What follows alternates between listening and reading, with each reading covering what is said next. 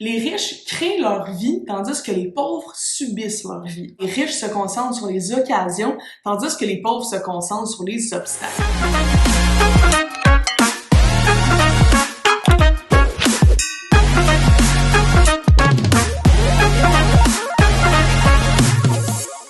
Hey, salut tout le monde, bienvenue à Croissance Métaphysique, le meilleur podcast pour libérer son plein potentiel, créer et manifester sa vie de rêve à l'aide de la métaphysique. Je suis vraiment contente d'être là pour un nouvel épisode aujourd'hui. Et comme vous l'aurez peut-être deviné, je suis dans mon nouveau chez moi, j'ai déménagé à Québec. Il me manque quelques diplômes ici, là. Je dois aller les chercher bientôt. Mais j'aime bien ici l'emplacement, pour vrai, je suis super contente d'être déménagée.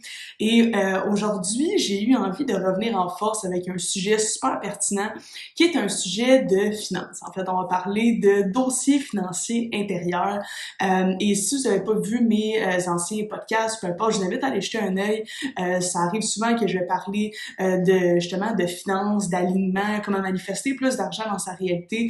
Autant parler de manifester plus d'argent que plus d'amour, plus d'abondance, plus de santé. C'est un peu ça qu'on veut en créant notre réalité de rêve, hein, on s'entend. Donc aujourd'hui, on parle de dossier financier intérieur pour ceux et celles en fait qui ont déjà fait mes formations.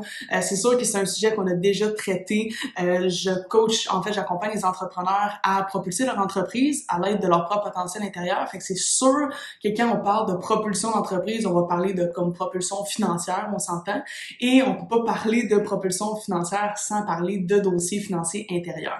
Donc aujourd'hui, j'ai eu envie de comme démystifier un petit peu le concept de dossier financier intérieur, mais aussi essayer de comprendre comment ça peut fonctionner pour nous, comment on peut essayer de voir c'est quoi mon dossier financier intérieur. Est-ce que j'ai un dossier financier intérieur plus riche ou plus pauvre? Comment je peux essayer de modifier ça? Donc c'est exactement de ça qu'on va parler aujourd'hui. Donc, premièrement, le principe de dossier financier intérieur, pour ma part, en fait, me vient de ce livre-là, qui est Les secrets d'un esprit millionnaire. Pour ceux et celles qui me suivent depuis longtemps, autant sur TikTok, Instagram, YouTube, YouTube, les podcasts, peu importe, vous saurez que j'adore ce livre-là, j'en ai parlé souvent.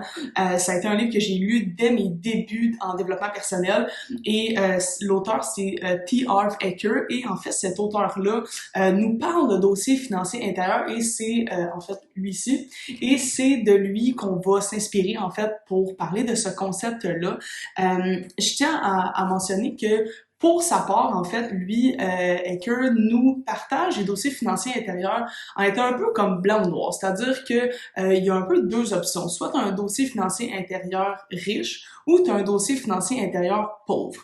Donc, je fais toujours un petit disclaimer là quand je parle de ces concepts-là parce que j'aime pas nécessairement ça utiliser les termes pauvres, riches, ces choses-là. Je trouve que ça fait un peu comme ça c'est bien, ça c'est mal. Pas nécessairement. En fait, c'est tout dépendant de tes objectifs financiers. Et quand il parle, par exemple, d'un esprit pauvre, lui, il va appeler ça des dossiers financiers de votre esprit. Donc, quand on parle d'un dossier financier intérieur pauvre, ben c'est plus des pensées, des croyances, des émotions, des actions qui vont avoir tendance à te guider ou à te diriger vers une vie où est-ce qu'il va y avoir moins d'abondance financière. Est-ce que c'est épouvantablement mal, il faut pas avoir ça? Pas nécessairement. Mais une chose est sûre, c'est que si toi, ton intention, ton objectif, c'est de manifester plus d'argent dans ta réalité, ben il y a de fortes chances que si tu nourrisses un dossier intérieur pauvre, tu attires encore plus de pauvreté d'une certaine manière dans ta vie. Et si toi, tu veux être plus prospère, tu vas avoir plus d'argent, plus de succès financier, eh bien, tu te dois d'avoir un dossier financier intérieur riche. Parce que le principe avec lequel cette théorie-là, si je peux dire, se raligne et se rejoint, c'est la théorie de l'alignement, si je peux dire, en métaphysique, donc qui est que ton monde intérieur, ce que tu vibres, ce que tu es, ce que tu penses, va attirer une réalité qui lui correspond. Donc, si je vibre un état positif et heureux, par exemple, au quotidien, je risque d'attirer des opportunités ou des choses le fun dans ma réalité. Donc, ce principe-là d'alignement s'applique pareil au dossier financier intérieur. Donc, si j'ai un dossier financier intérieur pauvre, il y a de fortes chances que j'attire plus de pauvreté dans ma réalité. Tout comme si j'ai un dossier financier plus riche, il y a de fortes chances que j'attire encore plus de richesse dans ma réalité. Donc, pour le plaisir de la vidéo, j'ai eu envie de vous lire en fait 5 dossiers financiers intérieurs que l'auteur dans le livre Les secrets d'un esprit millionnaire fait mention. En fait, il fait mention de plusieurs dossiers financiers intérieurs où est-ce qu'il va différencier dans telle situation comment est-ce qu'un pauvre va penser et comment est-ce qu'un riche va penser. Et j'ai eu envie qu'on en analyse un petit peu ensemble pour le plaisir de voir peut-être est-ce que vous retrouvez dans certains de ces dossiers financiers intérieurs-là. Est-ce que vous vous retrouvez plus du côté pauvre, plus du côté riche? Et après ça, ben, vous allez pouvoir peut-être plus vous familiariser avec c'est quoi votre propre dossier financier intérieur à vous. Si, par exemple, j'en nomme 5, puis les 5 pour vous, vous identifiez plus à la phrase par rapport à l'état financier intérieur de riche, par exemple, ben il y a de fortes chances que votre état financier intérieur soit plus vers là. Donc, l'idée, c'est de faire ça pour le développement, notre propre développement personnel, pour s'amuser, pour avoir du plaisir à se développer personnellement et améliorer nos finances, donc autant nos finances intérieures que nos finances extérieures.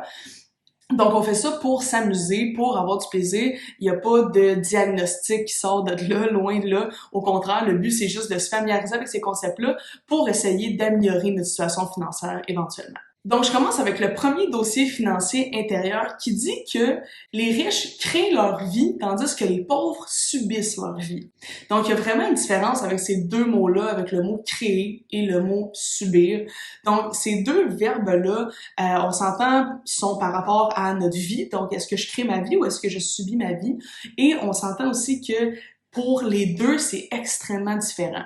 Par exemple, un esprit riche va plus avoir tendance à penser que on crée notre réalité. C'est moi qui décide de ce que je vais vivre dans ma vie, dans ma réalité.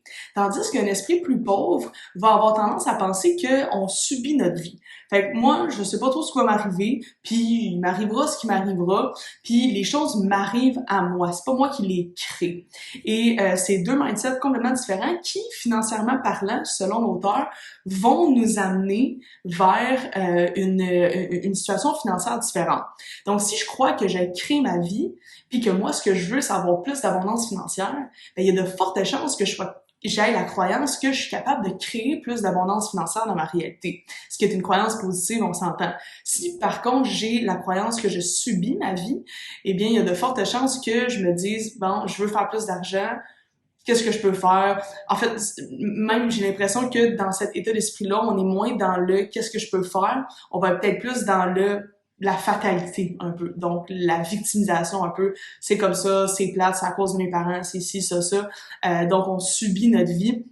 Une bonne façon de remarquer, c'est est-ce que tu te sens souvent dans une position de victime? Justement, est-ce que tu te sens souvent comme si les choses t'arrivent à toi, puis toi, c'est juste comme une fatalité, c'est comme ça, c'est plate, t'es obligé de vivre avec. Ça, c'est peut-être un indice qu'on subit notre vie plus qu'on la crée. Deuxième dossier financier intérieur, les riches jouent au jeu de l'argent pour gagner, tandis que les pauvres jouent au jeu de l'argent pour ne pas perdre.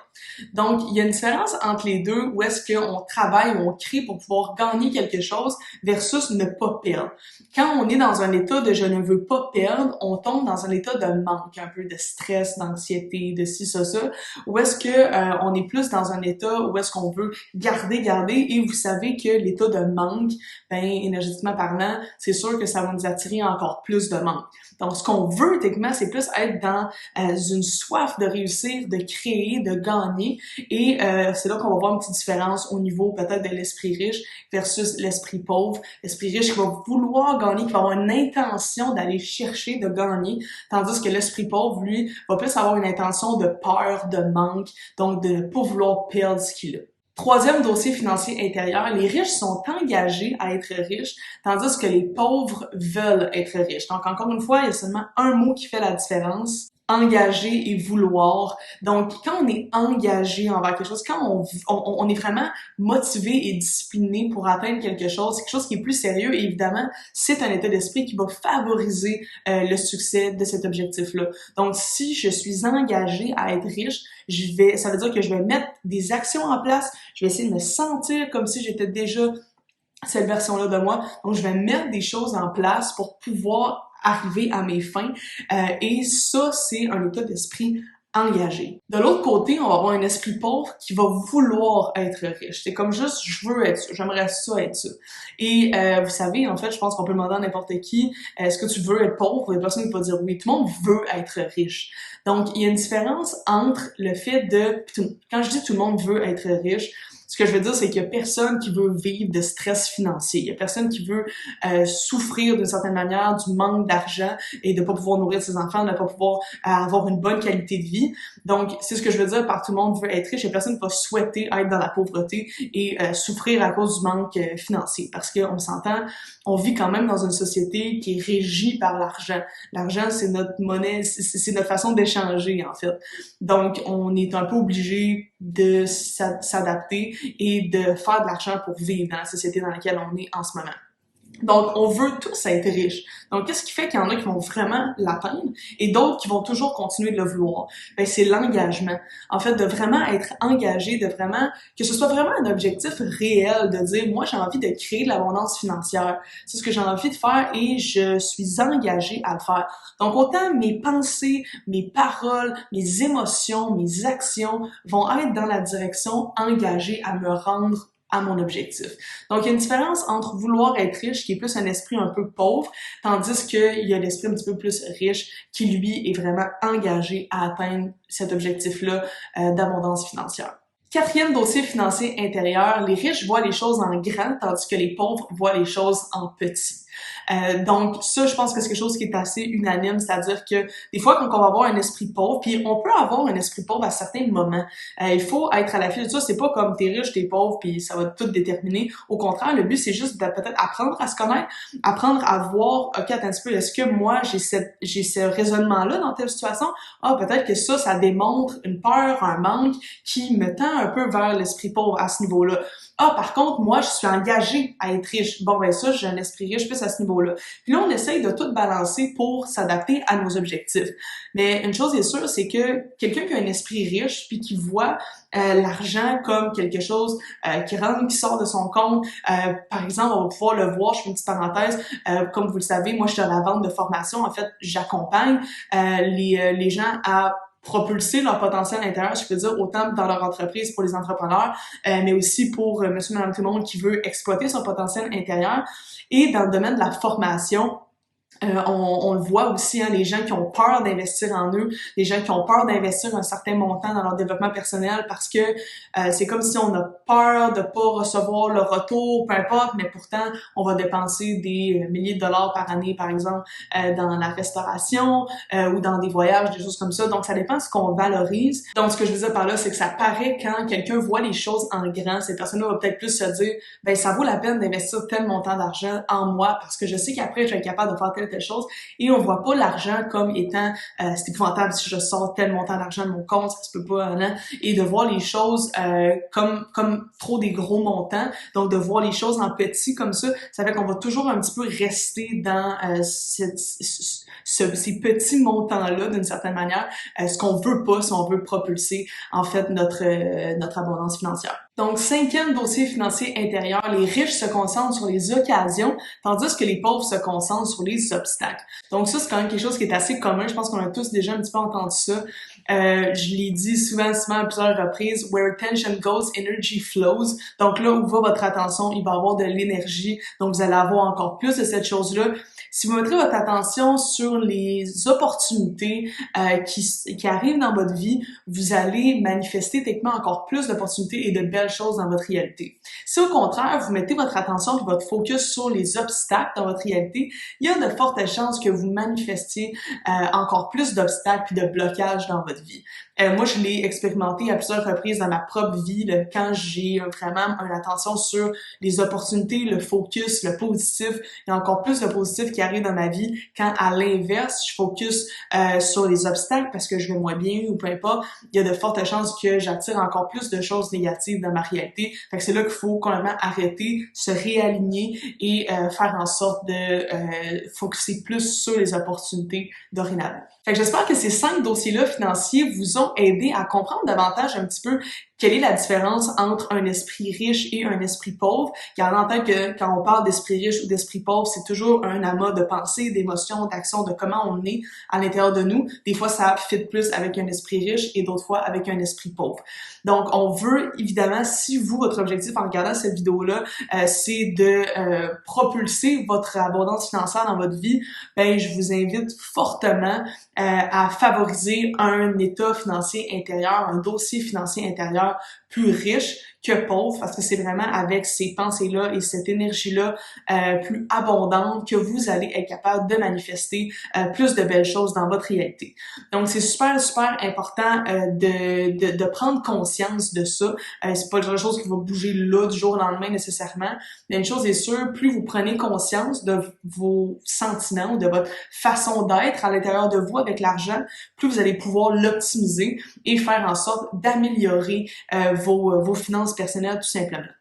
J'ai créé un outil, si jamais vous voulez l'avoir là, tout simplement, c'est un outil avec les mêmes 5 dossiers financiers intérieurs et une petite partie bonus là pour voir un peu le montant auquel vous êtes habitué de revenir. Donc si ça vous parle, je vais mettre le lien dans la description en bas, vous allez pouvoir aller voir l'outil sans problème. Avant de terminer, je vous explique rapidement, comme je vous ai montré, je suis déménagée officiellement. Comme vous le savez, je suis à l'école en fait en philosophie. Je décide de continuer mes études là-dedans pour continuer en fait de vous aider encore comme je le fais actuellement. Et pour l'instant, cet été, j'ai une période de pause en fait de l'école. Je recommence seulement à l'automne prochain. Et j'ai décidé d'ouvrir des places de coaching et d'accompagnement parce que en temps réel, dans l'année, j'ai juste pas le temps. J'aimerais ça, mais j'ai pas vraiment le temps de faire ça si je veux évidemment pousser mes recherches comme j'ai envie de le faire à l'école. Donc, pour l'instant, par contre, j'ai du temps, j'ai l'espace pour ça et j'ai envie de vous aider à soit propulser votre entreprise si vous êtes un entrepreneur ou une entrepreneuse parce que vous voulez investir dans votre entreprise pour pouvoir la propulser, mais vraiment en travaillant votre monde intérieur à vous parce que c'est vraiment là que tout se passe, croyez-moi. Si ça vous parle, ben n'hésitez pas à m'envoyer un petit message en privé. Moi, ça va me faire plaisir de vous répondre, d'échanger avec vous et de faire un petit appel plan de match pour voir c'est quoi vos objectifs, c'est quoi vos obstacles, où est-ce que vous voulez vous en aller, puis comment je peux t'aider à aller à atteindre cette vision-là. Et même chose même aussi pour les gens qui n'ont pas d'entreprise, mais qui veulent se développer personnellement puis exploiter leur plein potentiel. Pas besoin d'avoir une entreprise pour exploiter son plein potentiel, ça, je sais que vous le savez. Donc, si jamais en ce moment, tu es dans cette position-là, tu dis, j'ai envie d'aller plus loin, j'ai envie de travailler sur moi davantage, puis il est temps que je fasse quelque chose, que je change quelque chose, ben moi, ça va me faire plaisir de t'accompagner là-dedans. Ça fait des années que je fais ça, puis mes clients ont toujours des super bons résultats, fait que je suis super contente pour ça. Donc, si ça te parle, pour le mois qui s'en vient, je vais prendre des nouvelles personnes en accompagnement. Fait que si ça te parle, je t'invite à me rejoindre sur Facebook. Dans la description, je vais mettre la meilleure façon de me contacter. Donc, si ça vous parle, ben je vous invite à me contacter. Et si jamais vous voulez plus de contenu gratuit, vous pouvez aller voir les groupes Facebook que j'ai. J'ai le groupe du potentiel intérieur et le groupe des métapreneuses pour les entrepreneurs. Donc, si ça vous parle, ben je vous invite à aller regarder tout ça dans la barre de description. Et sur ça, ben je vais vous souhaiter une super belle journée et on va se revoir bientôt dans un nouveau podcast. Namasté.